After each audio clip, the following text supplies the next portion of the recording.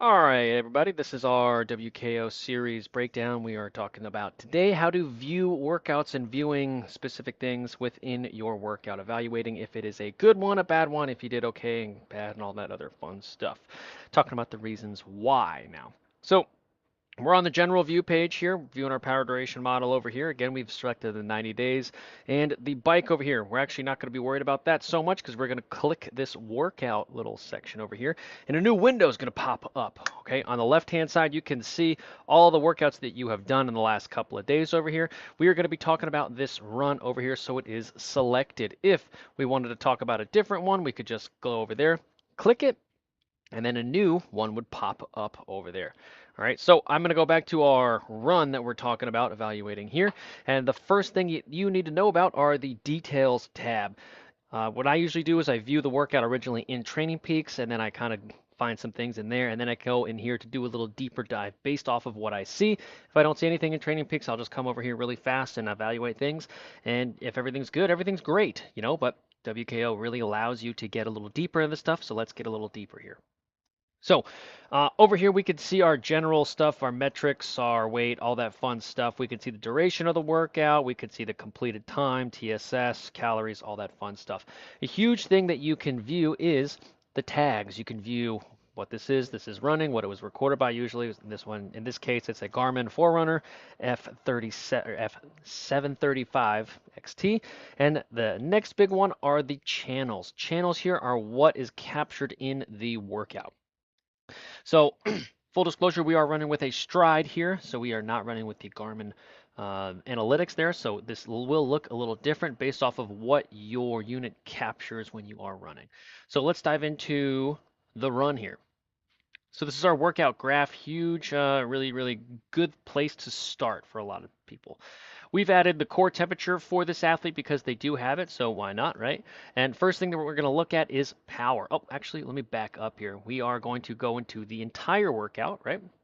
Um, so entire workout, there's the power, there's the cadence, speed, pace, heart rate, HRV, which I don't have because this watch is a little bit older. But the newer Garmin's, they will have that as well, and we can pull some of those metrics at another time. Core temperature, if you do have the core temperature sensor data, highly recommend that you do check it out.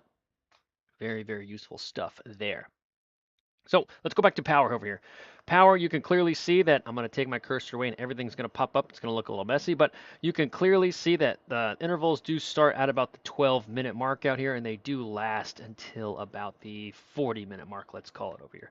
So if you wanted to just get a better picture of things, you can always just click and drag and you can select there. From here, you have your selection over here and you can really start to drill down a little bit better. We're not going to do that just yet. So you can see a couple of cooler things out here and how I set it up and how I kind of go through some of my workflows out here.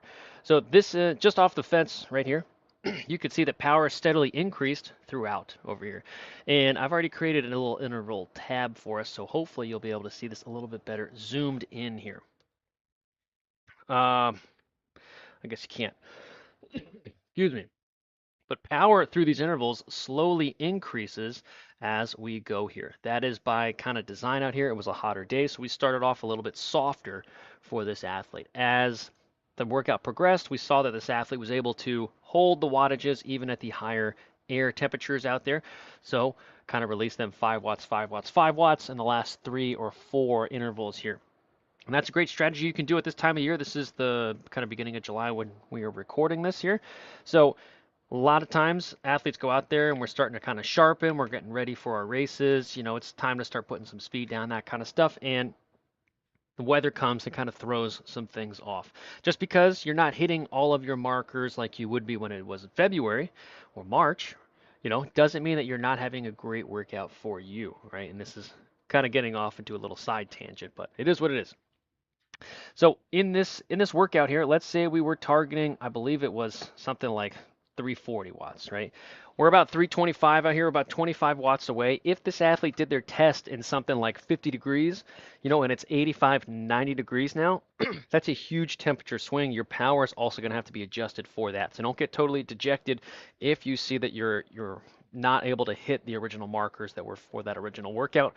And that's just another level to your coaching or your racing that you can kind of do to train up, right? But as we've switched back and forth between those intervals and the entire thing here, hopefully you have seen that the other workout report here has changed as well. And that, of course, is absolutely going to be the case out here. So if I did hit this again, you could see that the intensity factor here, 93%. Over the course of the entire workout, intensity factor, 87%. So all of these charts are active based off of what you select off on the side of here. Let's go to intervals. So this is a great one for you to really target here. Again, this one, for whatever reason, I like this chart a little bit better. It's a little bit cleaner for my eyes. It's just, I don't know why, it just is what it is, right?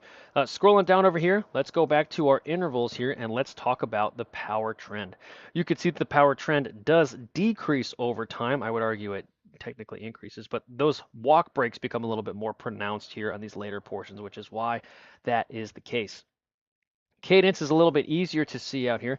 You could see that our cadence did increase out here, and you could just hover over this and just hover. You can see this is about 90, 98.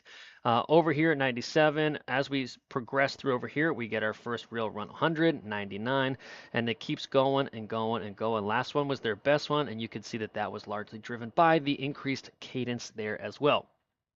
Heart rate, you can definitely see has increased over the course of the entire thing, and that is, of course, that's great to see, right? If you see your heart rate kind of stagnating when you're doing VO2 max efforts, in my opinion, you're not really going hard enough here. So if you wanted to see this athlete's personal one, this is not me. This is just an athlete we pulled in. They started peaking at 175. They ended at about 197, I believe. 198. Yeah, 198 in there.